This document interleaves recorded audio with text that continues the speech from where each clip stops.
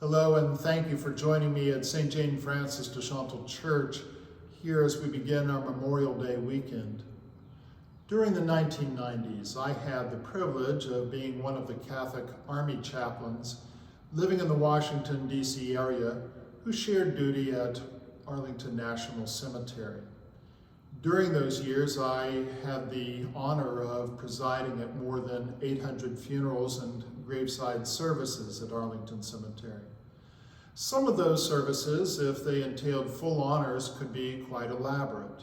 They would include a color guard, the band, rifle platoons from the 3rd United States Infantry, the Old Guard, a caisson for the flag-draped casket, also a bugler to play taps, firing party for the 21-gun salute, and then obviously they would also have the caparisoned or riderless horse.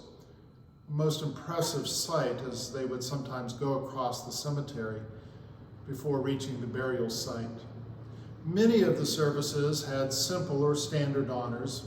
They still were very solemn. They included the firing party for the 21-gun salute, the soldiers to carry the casket and to hold the flag before it was presented, and finally the bugler to play taps. Some of the ceremonies, if they were for non-military family members, did not have military honors, but they still had a great deal of solemn dignity as they were carried out. From all of those funerals and services, there are some that I still recall quite distinctly. One of them was for a soldier who had many years before in the Second World War been awarded the Medal of Honor for actions in France that were simply extraordinary. Another funeral I recall was for a veteran of the First World War. He had been called to service some 70 years before and had been part of the American Expeditionary Forces. Finally, he went to join his comrades. He must have been one of the last surviving members of that conflict. And finally, I also remember a service for 2 soldiers who had died together in Vietnam. Their remains were commingled, and it took years for them to be recovered and finally identified. When they were brought to Arlington Cemetery, their family members came with them. They had never met before, and I had the privilege of introducing them to one another before the service began.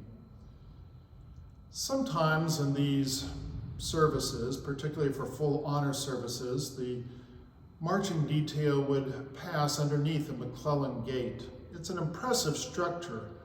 It was once, and for many years, the main entrance to the cemetery.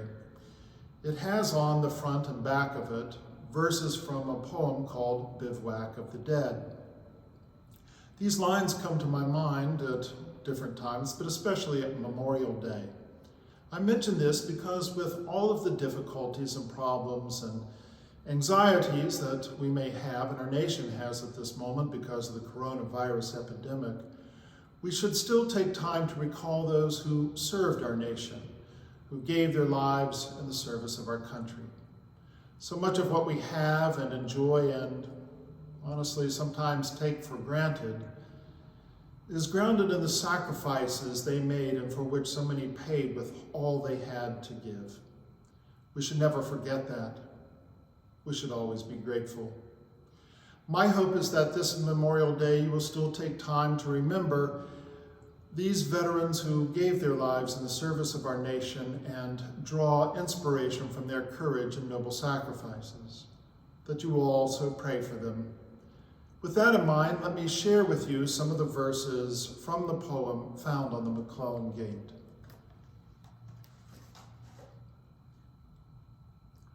Rest on, embalmed and sainted dead, dear as the blood ye gave. No impious footstep shall here tread the herbage of your grave. Nor shall your glory be forgot, while fame her records keeps, or honor points the hallowed spot where valor proudly sleeps. Thank you.